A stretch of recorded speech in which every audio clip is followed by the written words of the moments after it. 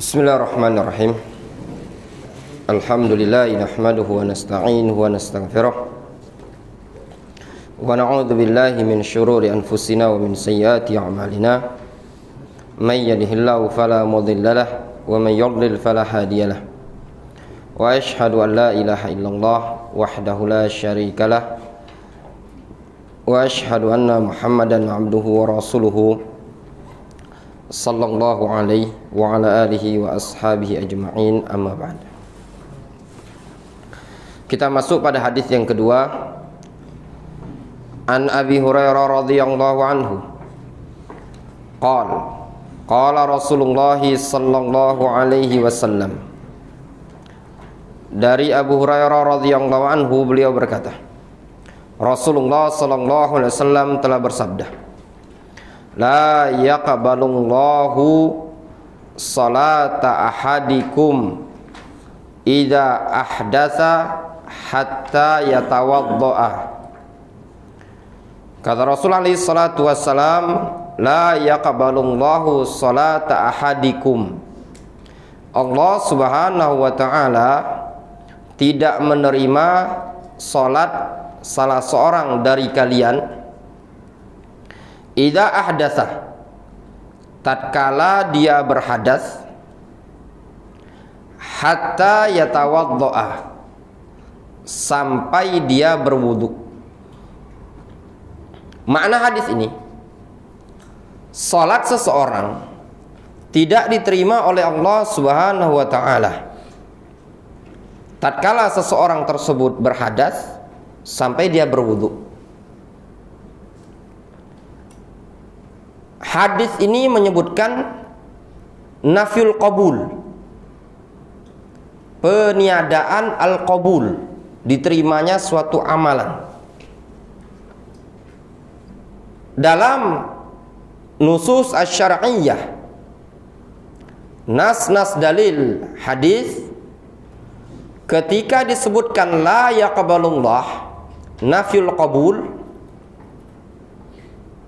punya dua makna. Makna yang pertama, nafyus sihhah, tidak diterima, maksudnya tidak sah, sebagaimana yang disebutkan dalam hadis ini, la yaqbalullah salata ahadikum. Allah Subhanahu wa taala tidak menerima salat salah seorang di antara kalian.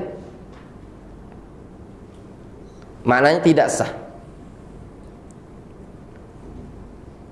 Dan makna kedua, ketika disebutkan Allah tidak menerima, terkadang bermakna nafyus sawab wal jaza, ditiadakannya pahala.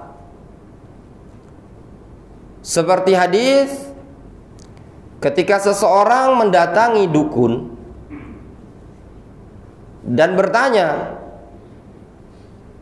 maka sholatnya tidak diterima selama 40 hari. Rasul SAW mengatakan, man ata kahinan au arrafan fasa'alahu an syai'in lam tuqbal lahu salatun arba'ina yauman, au kama qala alaihi salatu wassalam. Rasul menyatakan, barang siapa yang mendatangi dukun atau peramal,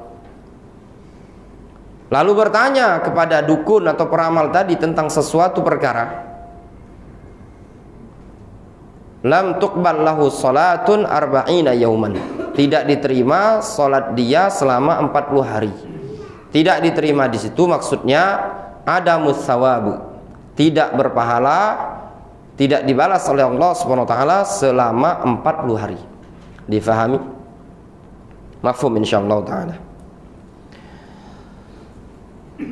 Kita baca keterangan dalam hadis ini. Asy-syarah. Al-hadis rawahul Bukhari. Hadis ini diriwayatkan oleh Al-Imam Al-Bukhari. Al-Imam Al-Bukhari, nama beliau adalah Muhammad ibnu Ismail Al-Bukhari rahimahullah ta'ala, penulis kitab Sahihul Bukhari. Beliau dikatakan oleh Syekh Ibnu Utsaimin, Al-Bukhari itu bagaikan, kalau dalam bidang nahu, Sibawai itu pakarnya nahu, kalau dalam bidang hadis itu Al-Bukhari. Dan beliau Al-Imam Al-Bukhari ini bukan orang Arab, orang Ajam. Seluruh penulis buku Kutubus Sittah semuanya bukan orang Arab, orang Ajam, non Arab. Bukhari, Muslim, Abu Daud, Tirmidzi, Ibnu Majah dan Nasai. Wa hadza lafdhuhu, dan ini adalah lafadznya Al-Imam Al-Bukhari.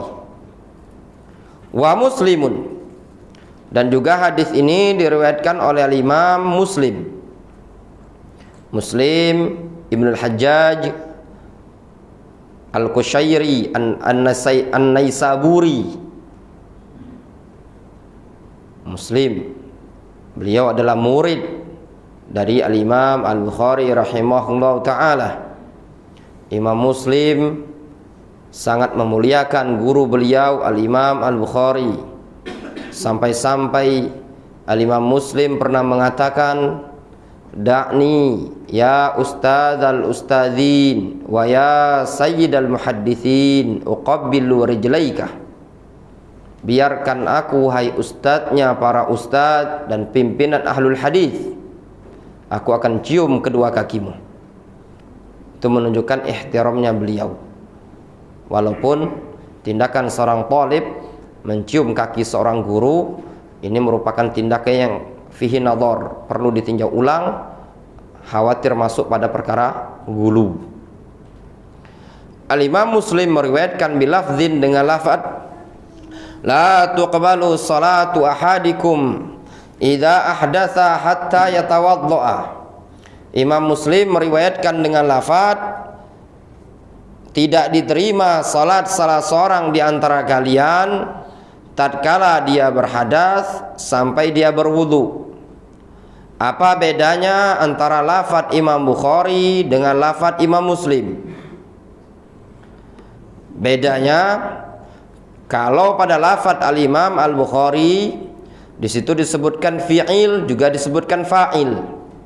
La yaqbalu itu fi'il mudhari'. Lafzul jalalah Allah itu fa'il dari lafaz la yaqbalu.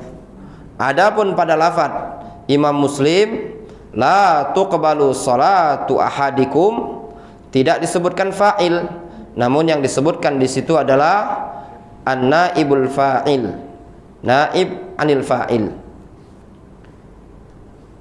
Fa'ilnya disembunyikan, namun yang tadi adalah maf'ulun bihi naik menjadi an-naib anil fa'il. Itu yang dikenal dengan al-maf'ul alladzi lam yusamma fa'iluhu. Maf'ul yang tidak disebutkan pelakunya. Wa fi riwayatin lil Bukhari, dalam riwayat Al-Imam Al-Bukhari dengan lafaz, maksudnya riwayat lain dari Al-Imam Al-Bukhari pada hadis nomor 135 dalam Sahih Bukhari dengan lafaz la tuqbalu salatu man ahdatsa hatta yatawaddaa. Allah tidak menerima atau tidak diterima salatnya orang yang berhadas sampai dia berwudu. Tidak diterima salatnya orang yang berhadas sampai dia berwudu. Qala rajulun min Hadramaut, ada seorang laki-laki dari wilayah Hadramaut. Tiba-tiba dia berkata, Hadramaut salah satu provinsi yang ada di Yaman. Lafaz Hadramaut Itu susunan dua kalimat dari lafaz hadra dan juga maut, disusun menjadi hadra maut, nama suatu tempat. Susunan ini dikenal dengan susunan apa idil namanya? Dikenal dalam ilmu bahasa Arab dikenal dengan istilah tarkib masji. Mal hadath ya Abu Hurairah. Seorang laki-laki dari Hadramaut ini tadi bertanya kepada Abu Hurairah, mal hadath? Apa itu hadath wahai Abu Hurairah? Qal, Abu Hurairah mengatakan, fusaun au duratun. Fusa atau durat. Fusa artinya kentut, durat artinya kentut. Namun apa bedanya? Fusa itu kentut yang tidak ada suaranya, bocor halus. Kalau durat itu kentut yang ada suaranya. Artinya sama-sama kentut. Difahami? Ya.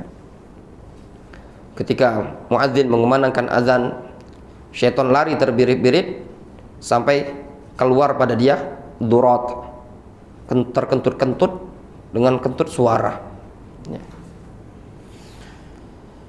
Al-hadath fil lughah al-fi'lu. Al-hadath dalam bahasa maknanya al-fi'lu, perbuatan. Itu maknanya hadath. Wa fil istilah, dan secara istilah al-hadath adalah al-muradu bihi al-khariju min ahadis sabilain. Yang dimaksudkan dengannya di sini adalah sesuatu yang keluar dari dua jalan. Maksud dari sesuatu yang keluar dari dua jalan tersebut adalah al-qubul wad dubur, jalan depan dan jalan belakang. Bagian depan tempat kencing, bagian belakang tempat BAB. Wa innama fassarahu Abu Hurairah bi akhassa min dzalika tanbihan bil akhaf 'alal aghlad. Namun sesungguhnya Abu Hurairah menafsirkan, menjelaskan hadas dengan yang lebih khusus. Apa itu? Fusa, durat, kentut. Ya. Lebih khusus dari semata-mata keluar dari dua jalan.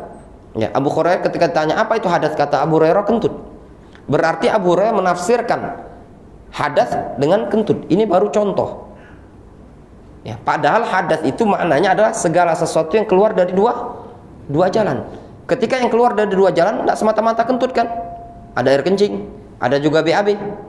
Ya.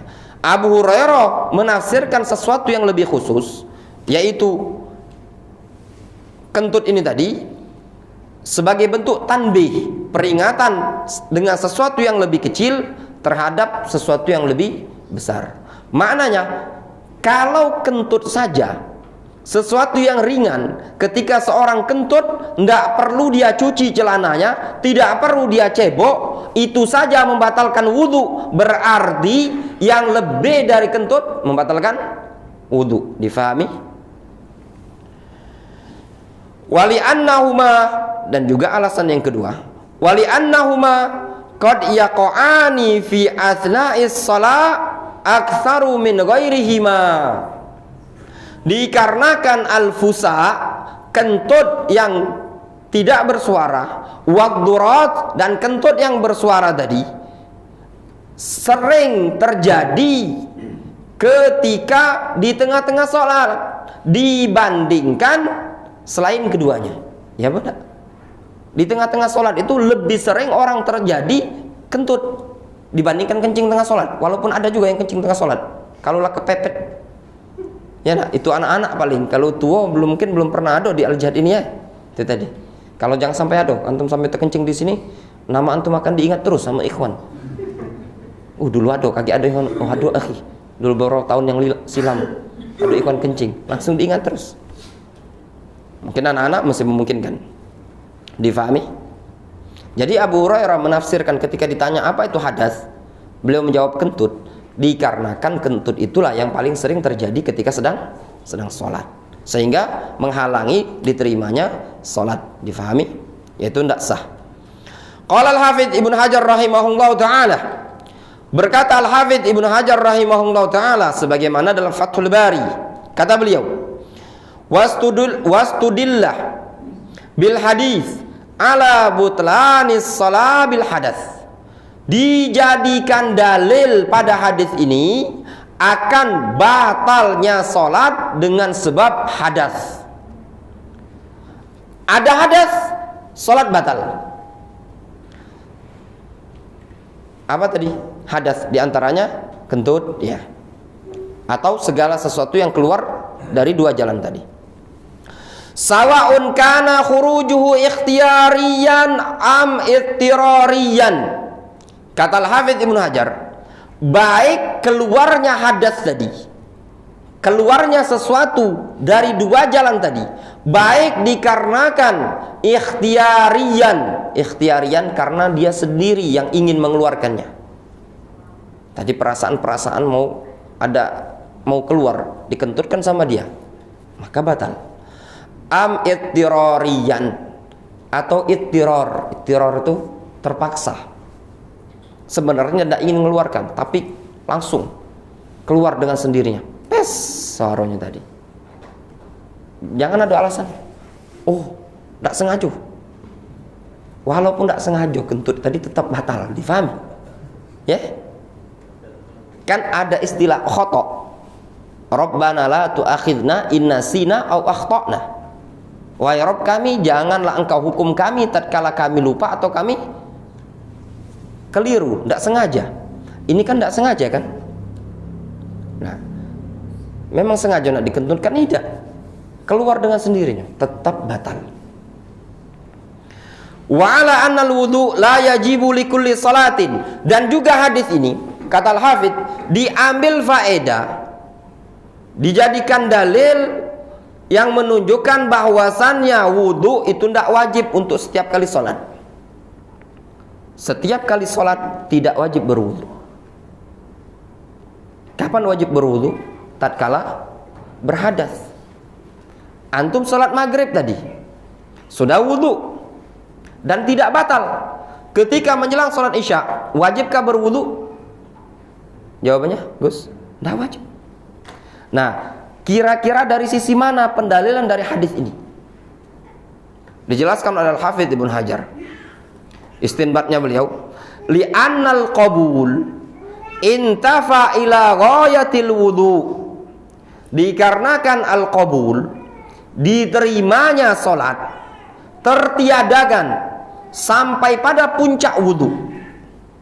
Maknanya salat itu tidak diterima, ditiadakan diterimanya salat oleh Allah sampai kapan? Sampai pada puncaknya, yaitu wudu. Wa ma ba'daha mukhalifun lima qablaha. Berarti sesuatu yang setelah puncaknya wudu ini tadi, berarti hukumnya menyelisih sebelum wudu. Rasul mengatakan apa? Allah tidak menerima salat salah seorang dari kalian ketika dia berhadas sampai dia berwudu. Berarti tidak diterimanya tadi sampai kapan? Sampai dia berwudu. Berarti kalau setelah wudu hukumnya berbeda dengan sebelum wudu. Sebelum wudu tidak diterima, kalau setelah wudu berarti salatnya diterima. Faqtadha dzalika qabulas shalah ba'dal wudu'i mutlaqan. Kata Al-Hafidz Ibnu Hajar, maka hal tersebut mengandung konsekuensi diterimanya salat setelah wudu secara mutlak. Difahami? Luar biasa istinbatnya Al-Hafidz Ibnu Hajar rahimahullah ta'ala. Wallah ya ikhwan, ana faedah ini baru ini ana dapat. Faedah yang menunjukkan bahwasannya hadis ini, kata Al-Hafidz, tidak menunjukkan wajibnya berwudu setiap kali salat. Itu namanya istinbatul ahkam, ya. Enak ya ikhwan, ngaji pegang kitab itu enak sekali kalau bagi anak. Kenapa? Kita dapat faedah dari para ulama. Satu, ya. Kedua, kita lebih terfokuskan. Kita kalau mau bongkar kitab Fathul Bari, jangan kena bongkar Fathul Bari. Fathul Bari itu cetakan Mesir 1.500.000, cetakan Saudi Darussalam 2.200.000. Mendingan tambah dikit beli motor, ganti motor kan. Nah, dengan buku yang seperti ini kita sudah dapat dari faedah dari Al-Hafidz Ibnu Hajar. Ya.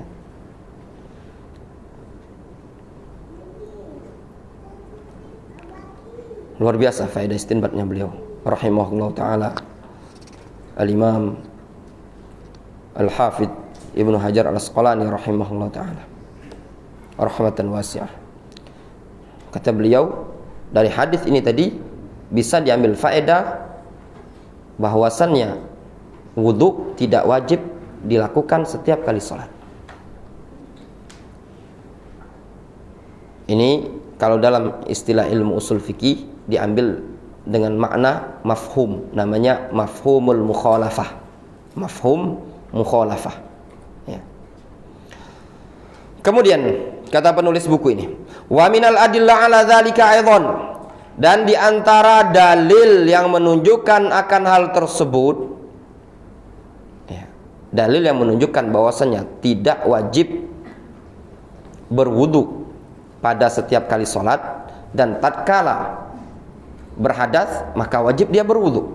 Ma rawahu Muslimun an Sulaiman ibni Buraidah an Abi, yaitu hadis yang diriwayatkan dari Muslim. Imam Muslim meriwayatkan dari Sulaiman ibnu Buraidah, dari bapaknya, dari Buraidah, anan Nabiyya sallallahu alaihi wasallam qala, bahwasanya Nabi sallallahu alaihi wasallam,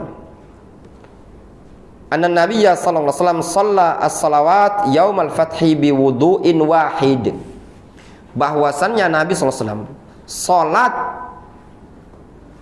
beberapa salat pada hari Fath, maknanya Yaumul Fath, Fatu Mekah, biwudu'in wahid, dengan satu kali wudu, wa masaha ala khuffaihi, dan beliau mengusap bagian atas khuf beliau, sepatu beliau. Faqala lahu Umar, lalu Umar bin Khattab radhiyallahu anhu berkata kepada Rasul, laqad sana'tal yauma syai'an lam takun tasna'uhu. Ya Rasulullah, sungguh pada hari ini engkau telah melakukan sesuatu yang belum pernah engkau kerjakan sebelumnya. Maknanya, ketika di Madinah engkau belum pernah melakukan tindakan seperti ini. Satu kali wudu dilakukan untuk beberapa sholat. Qal, kata Rasul, amdan sana'tuhu ya Umar, dengan sengaja aku melakukannya wahai Umar. Jelas sekali hadis ini wadihun sarihun, ya, menunjukkan bahwasanya Rasul satu kali wudu untuk beberapa sholat. Kemudian nawakidul wudu, pembatal wudu. Di sini disebutkan pembatal wudu. Dalam buku ini disebutkan ada 7. Ya. Ini yang disebutkan di buku ini adalah pendapat yang insyaallah ta'ala pendapat yang rajih, ya, pendapat yang rajih, yang terkuat. Yang pertama, al-kharij minal qubuli wad dubur. Pembatal wudu yang pertama, tatkala ada sesuatu yang keluar dari kubul dan dubur. Kubul itu bagian depan, dubur bagian belakang. Difahami ya? Kubul tempat keluarnya BAK, dubur tempat keluarnya BAB. Wad dalilu abi haditsu Abi Hurairah radhiyallahu anhu, dan dalilnya adalah hadis Abu Hurairah radhiyallahu anhu, la tuqbalu salatu man ahdatsa hatta yatawadda. Rasul menyatakan Allah tidak menerima atau tidak diterima salat orang yang berhadas sampai dia berwudu. Di sini disebutkan umum. Warrajih, apapun yang keluar dari kubul dan dubur, baik laki-laki atau perempuan, apapun yang keluar maka wudunya batal. baik yang keluar tersebut darah baik dia itu darah haid, ya, maka dianggap hadas. Darah istihadhah juga dianggap hadas. Cuman bedanya saja kalau istihadhah ketika dia sholat, walaupun darahnya keluar itu dimaafkan, tidak masalah. Setelah selesai sholat, aktivitas lagi normal, ketika mau sholat dia wudhu lagi. Walaupun kata para ulama yang keluar tersebut adud, cacing misalkan, bahkan kalaupun yang keluar tersebut kerikil, al-hasah, apapun yang keluar, kelereng sekalipun, kalau keluar dari dubur tetap membatalkan. Ketelan, wak, ketelan kelereng dia kan, telan. Pas lagi sholat, tahu-tahu nyampak. Itu tadi, misalkan kan, jelas batal. Ya, apalagi kalau keluarnya dari belakang itu pasti ada yang keluar, ada barengan, dia tidak kan bersih mengkilat lagi, ya enggak? Kalau keluar dari belakang itu ada yang ikut nempel, nah itulah yang menyebabkan batal. Ya. Ya, ringkasnya di sini ada khilaf di kalangan para ulama, cabang namanya, dibahas cabang. Bagaimana kalau keluar batu? Bagaimana kalau keluar itu sesuatu yang cacing, dud dan yang lainnya? Ringkasnya apapun yang keluar batal. Itu saja. Yang kedua dan yang ketiga, an-naum al-mustaghriqu wal janabatu. Tidur yang pulas, yang terlelap. Makna tidur yang pulas, terlelap itu kalau tidurnya sampai hilang ingatan. Betul-betul tidur. Ya, maksudnya tertutup akalnya tadi. Wal janabah, dan janabah. Adapun kalau tidurnya tidak pulas, ya, tidurnya ngantuk-ngantuk, dalam artian dia belum tidur, baru cuman ngantuk, maka tidak batal. Ya, cak-cak nak tertidur, cak-cak nak tidak. Pas antum ngantuk Jumat itu tadi kan agak mereng-mereng itu tadi, itu belum batal, ya Pak, belum batal. Tapi kalau langorok itu berarti pulas, ya enggak? Nah, disebutkan dalam hadis Anas bin Malik radhiyallahu anhu, riwayat Bukhari wa Muslim, kana ashabun Nabi sallallahu alaihi wasallam yanamun thumma yusallun wa la yatawaddaun. Dulu para sahabat Nabi sallallahu alaihi wasallam tertidur kemudian salat dan mereka tidak lagi berwudu. Hadis ini Anas bin Malik menceritakan para sahabat, dan ini kejadian mereka di masjid. Sebagian para ulama mengatakan para sahabat yang tidur di masjid tersebut bukan guling tapi duduk, ya, duduk. Jadi tidurnya tidak pulas. Ada yang menyatakan maksud dari hadis ini adalah sebenarnya bukan tidur mereka, tapi kepala mereka tadi tertunduk-tunduk saking ngantuknya tadi, sehingga belum dikatakan tidur. Difahami? Walaupun tidurnya duduk, kalau tidurnya pulas sampai mimpi, maka wudhunya batal. Adapun dalil di sini disebutkan, wad dalilu hadithi Safwan ibnu Assal. Dalilnya adalah hadis Safwan ibnu Assal. Qala kana Rasulullah SAW. Dulu Rasulullah SAW ya'muruna, memerintahkan kita, idza kunna safaron, apabila kita safar, alla nanzi'a khifafana salasata ayyamin wa layalihinna. Dulu Rasulullah SAW memerintahkan kita tatkala kita safar perjalanan jauh, agar kita tidak melepas sepatu-sepatu kita ini selama 3 hari 3 malam, illa kecuali min janabatin, kecuali dikarenakan sebab janabah, walakin min ghaitin wa baulin wa naumin, akan tetapi tidak perlu melepas kalau sebab hadasnya adalah dikarenakan BAB atau BAK kencing, wa naumin atau tidur. Sisi pendalilannya, tidur merupakan pembatal wudhu. Di sini digandengkan hukumnya dengan waw ataf dengan ghaid wa baul. Perkara yang dimaklumi bahwasanya al-ghaid wal baul BAB dan BAK merupakan pembatal wudu. Tatkala digandengkan menggunakan waw ataf, berarti hukum ataf ya dengan ma'tuf alaih itu sama. Dikarenakan waw ataf itu maknanya mutlaqul musahabah. Difahami jelas? Tidur pulas membatalkan wudu. Yang keempat, masud zakar. Pembatal yang keempat, menyentuh az-zakar. Az-zakar kemaluan, meliputi kemaluan laki-laki ataupun kemaluan perempuan. Wad dalil, adapun dalilnya, hadis Busrah binti Safwan, adalah hadis Busrah binti Safwan.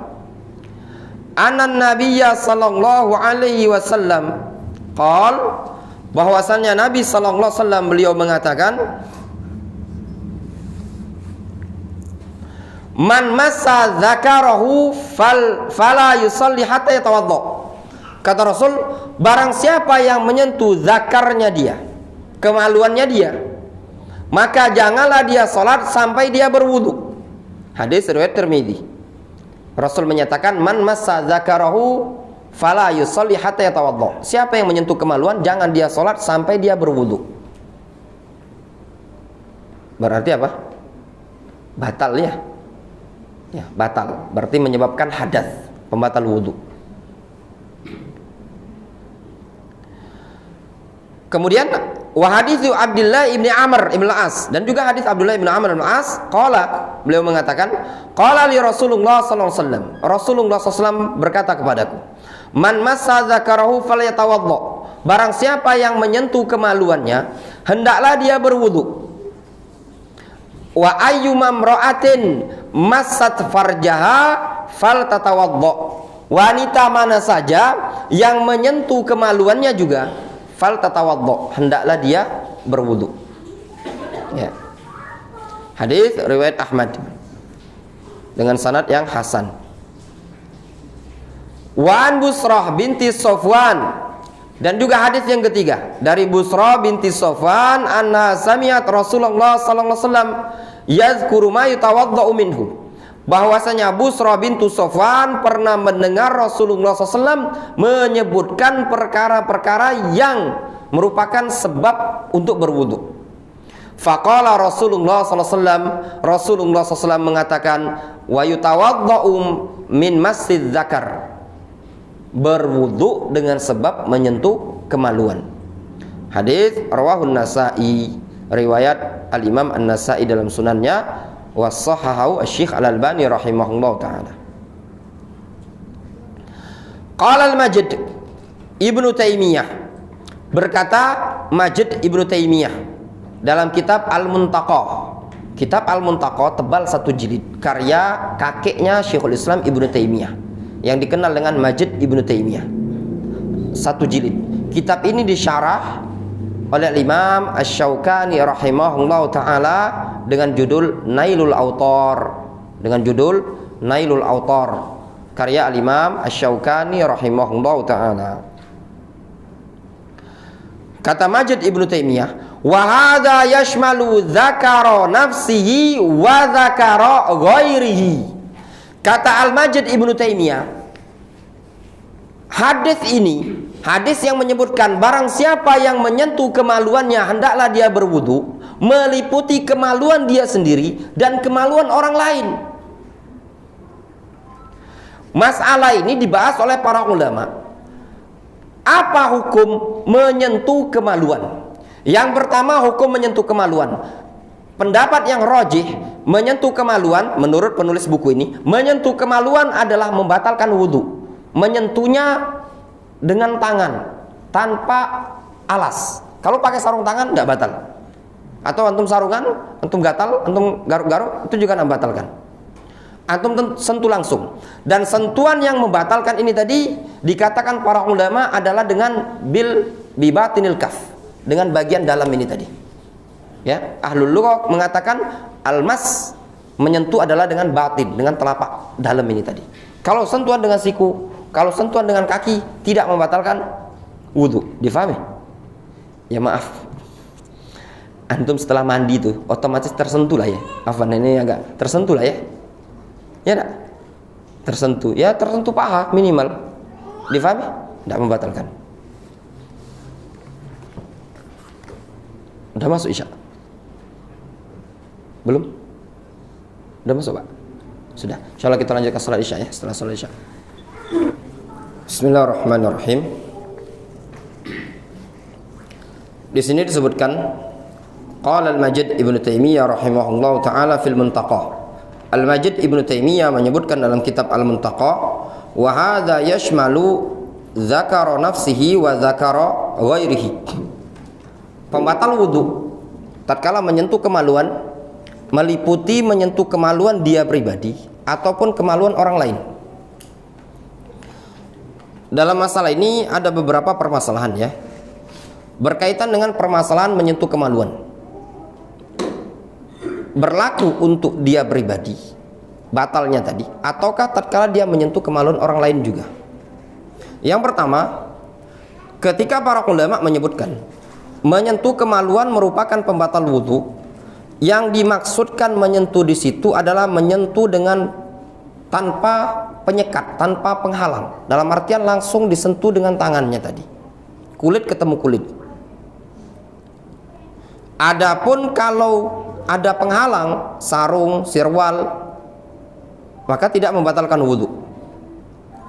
Asy-Syaikh Ibnu Utsaimin rahimahullah taala beliau menyatakan dalam kitab Asy-Syarhul Mumti', wal massu la budda ayyakuna biduni ha'ilin li'annahu ma'al ha'il la yu'addu massan. Kata Syekh Ibnu Utsaimin, menyentuh yang dianggap menyentuh pembatal wudu adalah harus menyentuhnya tadi dengan tanpa penyekat. Dikarenakan kalau bersamaan dengan adanya penyekat antara tangan dia dengan kemaluan tadi, la yu'addu massan, tidak dianggap kategori almas, menyentuh. Al-Imam Malik rahimahullah ta'ala dan juga Al-Imam Asy-Syafi'i, Al-Imam Laits Ibnu Sa'ad dan juga Ishaq bin Rahawai, empat ulama ini tadi, Imam Malik, Syafi'i, Laits Ibnu Sa'ad, Abul Harits Al-Fahmi dan Ishaq bin Rahawai, mereka mengatakan la yanqudu illa massuhu bi batini kaffihi, tidak membatalkan wudu melainkan tatkala dia menyentuhnya dengan batin, bagian dalam telapak tangan. Li'anna zahirul kaf laisa bi alatil mas. Kata beliau, dikarenakan zahir itu luar ini tadi, nah, bagian yang hitam ini, laisa bi alatil lamas, bukan alat lamas untuk menyentuh. Fa asbaha ma law massahu bi fakhidhihi, maka mirip dengan kondisi kalau seandainya dia menyentuh kemaluan tadi dengan paha, maka tidak membatalkan wudu. Difahami? Sehingga yang dimaksudkan menyentuh kemaluan membatalkan wudu kalau disentuh dengan telapak tangan yang putih ini, bukan dengan bagian luar yang hitam ini tadi. Ini telapak dalam disebut dengan batinul kaf, yang luar ini disebut dengan zahirul kaf. Difahami? Kata para ulama ini tadi, Malik, Syafi'i, Laits, Ishaq bin Rahawai, membatalkan wudu kalau menyentuhnya dengan batin, bagian dalam. Kalau dengan zahir kaf, bukan dikategorikan alatul lamas, alat untuk menyentuh. Syekhul Islam Ibnu Taimiyah rahimahullah ta'ala, sebagaimana dalam Majmu'ul Fatawa, beliau mengatakan berkaitan dengan bagian dalam ini, wa batnul kaf yatanawal batin kullahu batinur raha wal asabi'. Bagian telapak tangan dalam itu meliputi seluruhnya, baik dia roha, ar-roha itu yang ini, telapak ini sebut roha, ataupun asobi yang jari jemari ini tadi. Intinya seluruhnya dikategorikan batinul kaf. Maka tatkala ini menyentuh kemaluan, maka membatalkan. Difahami? Kemudian di sini disebutkan, kata Majid Ibnu Taimiyah, beliau mengatakan menyentuh di sini yang membatalkan wudhu itu meliputi menyentuh kemaluan dia sendiri dan kemaluan orang lain. Ini ada permasalahan yang dibahas oleh para ulama berkaitan dengan hadis yang menyebutkan menyentuh kemaluan. Ada dua pendapat di kalangan para ulama. Bagaimana dengan kondisi seseorang yang menyentuh kemaluan mayit, kemaluan anak kecil, atau maaf suami terhadap istri, istri terhadap suami? Apakah membatalkan wudhu? Jumhur ulama mereka mengatakan hukum ini tadi berlaku cuma diri dia pribadi. Berarti menurut jumhur, kalau dia seorang ibu ummahat nyeboi anaknya yang sedang diceboi, kan menyentuh kemaluan, dubur kemaluan anaknya tadi. Menurut jumhur tidak membatalkan wudhu. Kenapa? Dikarenakan Nabi alaihi salatu wassalam menyebutkan man massa dzakarahu falyatawaddo. Di situ hadis menyebutkan siapa yang menyentuh kemaluan. Man massa dzakarahu. Siapa yang menyentuh kemaluannya. Ada lafaz dzakarahu. Gunakan apa? Gunakan dhamir. Dhamir itu kembali ke mana? Kembali ke man. Siapa yang menyentuh? Kemaluan siapa? Kemaluan yang menyentuh. Gitu loh. Difahami? Barang siapa yang menyentuh zakarahu. Zakarnya siapa? Hu kembali ke siapa? Kembali ke man. Man siapa? Fa'ilnya dia. Berarti siapa yang menyentuh kemaluan dia sendiri. Barulah disuruh oleh Rasul untuk berwudu. Difahami? Namun sebagian para ulama mereka berpendapat menyentuh kemaluan tersebut secara mutlak, meliputi kemaluan dia pribadi ataupun kemaluan orang lain. Misalkan anaknya yang sedang dia ceboi, seorang ummahat sudah berwudu, anaknya kencing. Ada ummahat misalkan di sini ikut kajian, anaknya ingin pipis, diajak ke kamar mandi, diceboi, menyentuhlah kemaluan misalkan. Menurut Majid Ibnu Taimiyah, wudunya batal. Dan ini juga pendapatnya Al-Imam Az-Zuhri, Al-Imam Al-Auza'i, dan juga Al-Imam Asy-Syafi'i. Sebagian para ulama seperti Majid Ibnu Taimiyah, wal Auza'i, wasy-Syafi'i, waz-Zuhri, mereka mengatakan wudu seseorang batal kalau dia menyentuh kemaluan orang lain. Apa dalilnya? Di antara dalil yang mereka pakai adalah hadis yang disebutkan riwayat Nasa'i ini. Di sini disebutkan oleh Busra binti Sofwan, yutawaddau min masjid zakar, berwudu dengan sebab menyentuh kemaluan, az-zakar mutlak.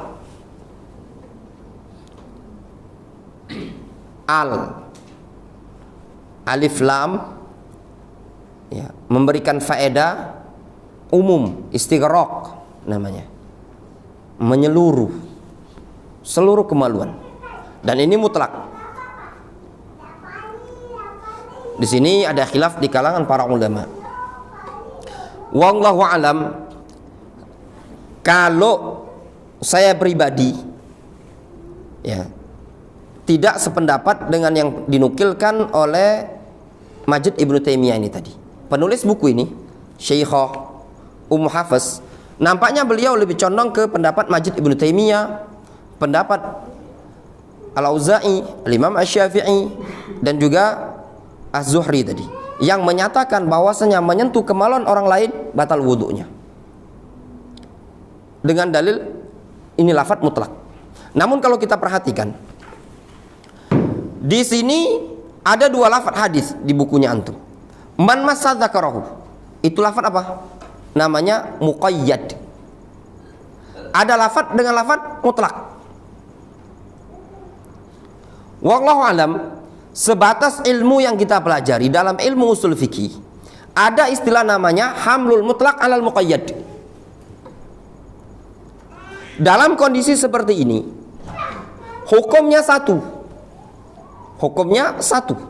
Apa itu? Menyentuh kemaluan, membatalkan wudhu. Ini pembahasan kita. Kata para ulama, yajibu hamlul mutlak alal muqayyad idza kana al-hukmu wahidan. Wajib membawa sesuatu yang mutlak kepada sesuatu yang muqayyad kalau hukumnya satu. Ada hadis yang menyebutkan mutlak dengan mengatakan man massad zakar atau yutawaddau min masjid zakar, berwudu dikarenakan menyentuh kemaluan, umum. Namun ada hadis yang menyebutkan man massad zakarahu, siapa yang menyentuh kemaluannya. Maka lafadz yang umum namanya mutlak dibawa ke lafadz yang muqayyad. Difahami? Karena ini berkaitan dengan suatu hukum. Dan tidak bisa kaidah ini tadi dibawa kepada bab al-jaza wal iqab. Enggak berlaku hamlul mutlak alal muqayyad pada bab uqubah. Ini sebagian orang itu pintar ya, mainkan ilmu usul fikih. Masalah isbal, Anda perhatikan videonya sebagian ustadz-ustadz yang membolehkan isbal itu tadi, pintar dia gunakan ilmu usul fikih. Makanya Anda sering ingatkan antum ya ikhwan, kita ini belajar. Kalau tidak belajar kita digulung habis-habisan. Katanya mereka, di antaranya Abdul Somad dan yang lainnya, dia mengatakan ada hadis Rasul menyatakan, innallaha la yanzuru ila man jarra thawbahu khuyala. Allah tidak melihat kepada orang yang menjulurkan kainnya dengan sombong. Berarti tidak dilihat oleh Allah SWT dengan sombong, ya enggak? Ya, sombong. Ada hadis yang menyebutkan ma asfala minal ka'baini minal izari fa finnar. Kain yang melebihi kedua mata kaki tempatnya di neraka. Katanya dia, ini menyatakan semata-mata di neraka. Ini menyebutkan apa? Sombong. Ini semata-mata menjulurkan, ini menyebutkan apa? Sombong. Ya, tadi kan ada lafaz Allah tidak melihat orang yang menjulurkan kainnya melebihi kedua mata kaki tatkala sombong. Sedangkan ada hadis lain yang menyebutkan siapa yang menjulurkan kainnya di bawah kedua mata kaki dengan sombong, tempatnya menjulurkan kainnya kedua mata kaki di bawah kedua mata kaki, tempatnya di neraka. Yang ini semata-mata menjulurkan di neraka, katanya dibawa kepada pengertian kalau menjulurkannya dengan sombong. Difahami? Kita katakan tidak bisa.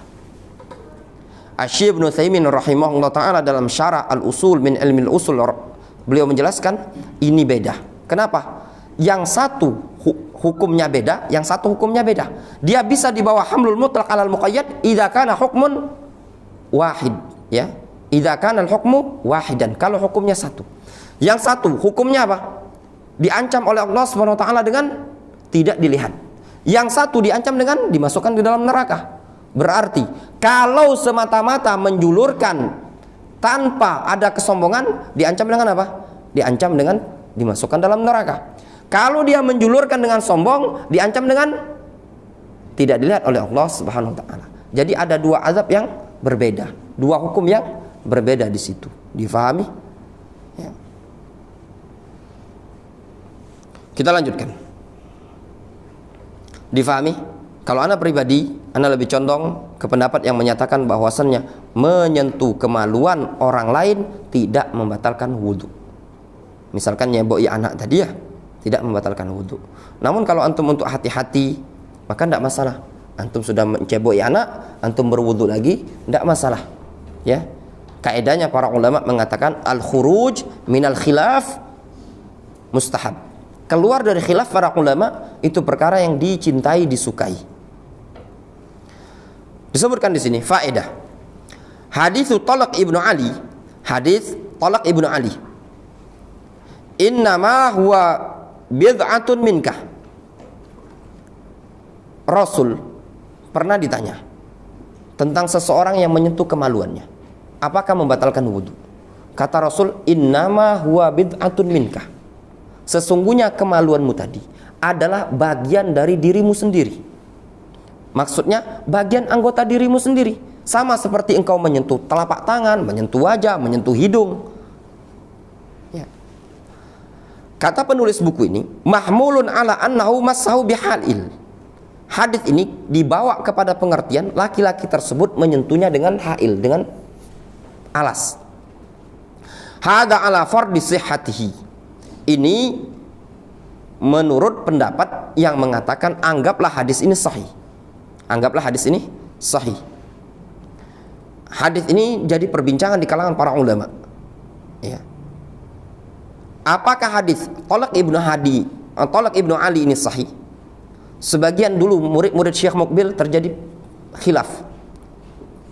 Sebatas yang kita ketahui, ada di Yaman namanya Abdullah Al-Riyani, Syekh Abdullah Al-Riyani, di buku Sifat Wudhu Nabi SAW, beliau menyebutkan dhaif.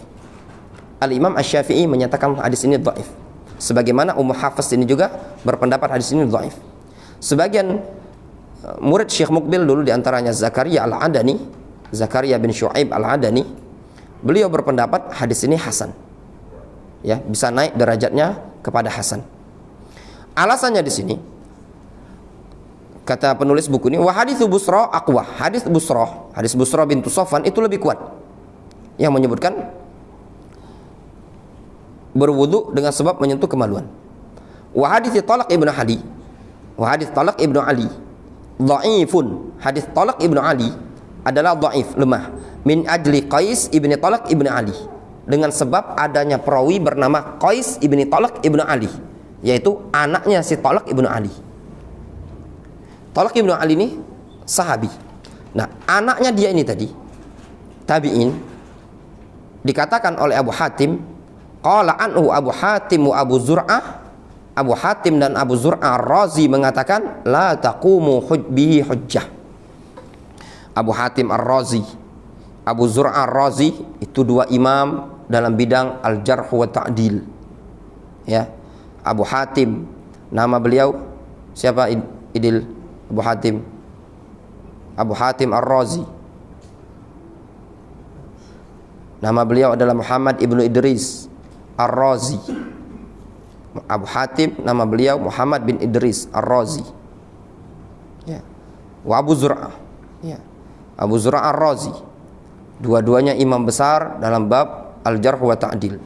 Mereka berdua mengatakan Qais ibni Talaq ibnu Ali la taqumu bihi hujjah, tidak bisa tegak menjadi hujjah. Difahami?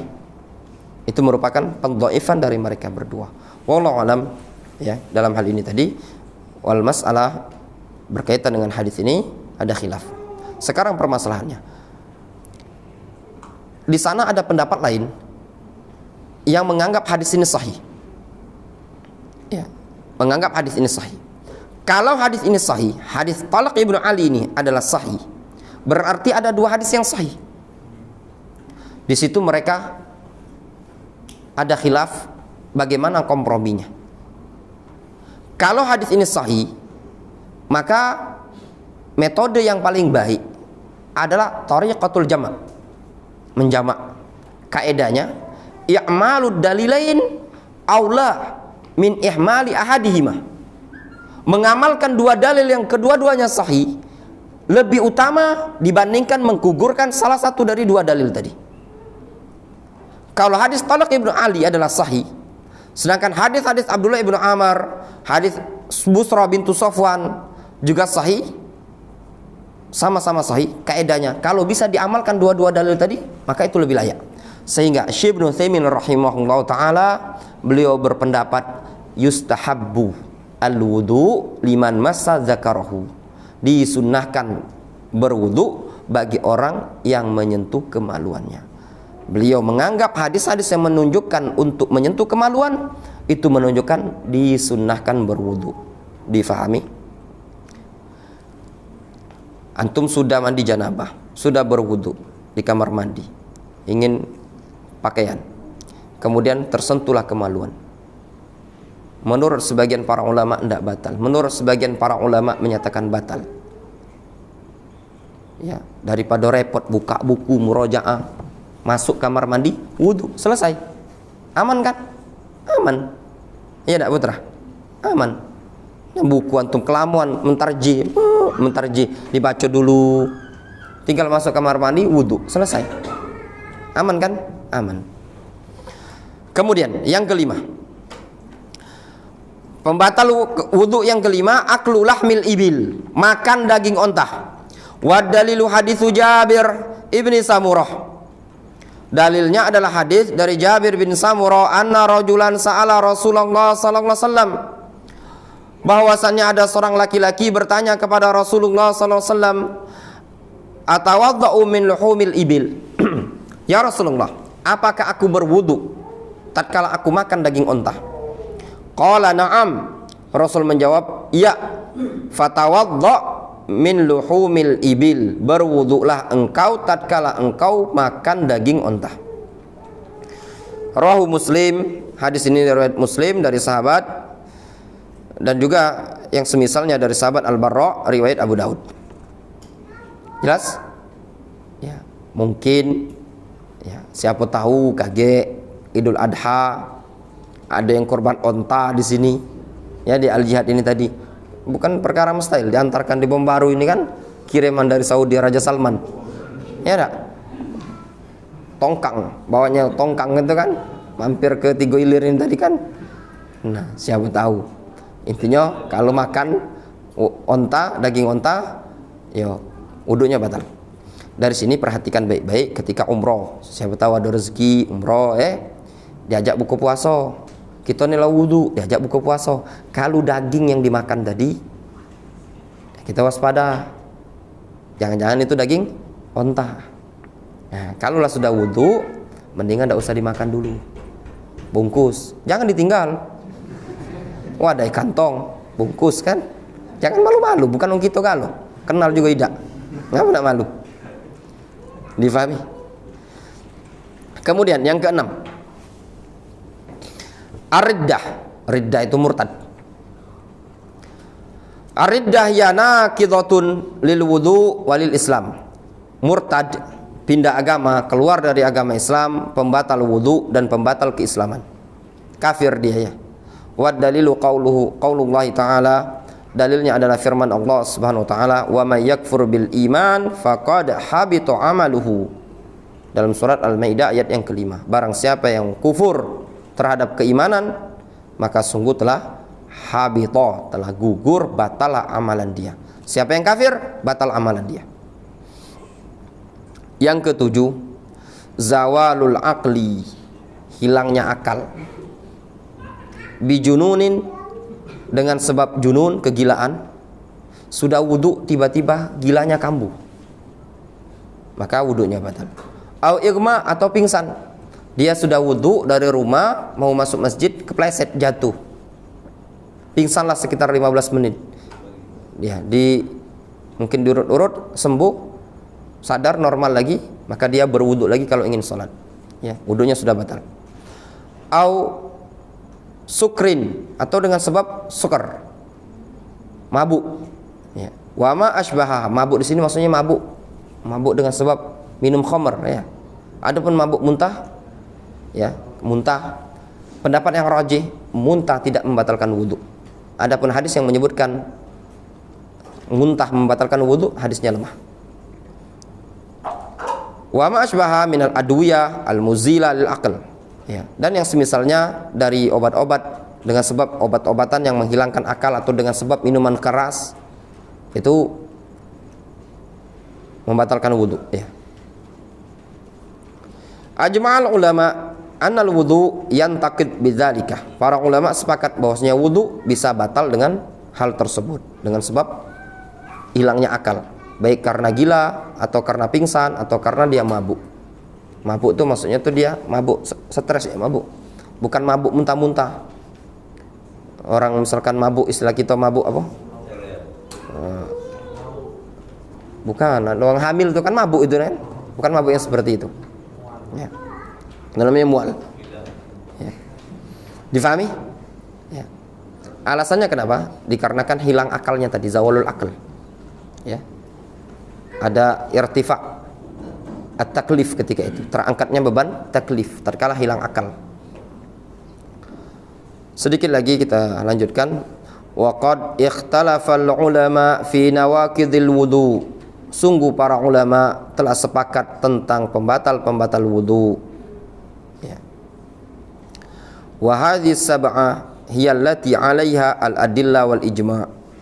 7 ini adalah 7 perkara yang padanya terdapat dalil dan ijma'. Ya. Ini wallahu alam untuk tadi poin yang kita sebutkan berkaitan dengan menyentuh kemaluan, tidak ada ijma' di situ, ya, ada khilaf di kalangan para ulama.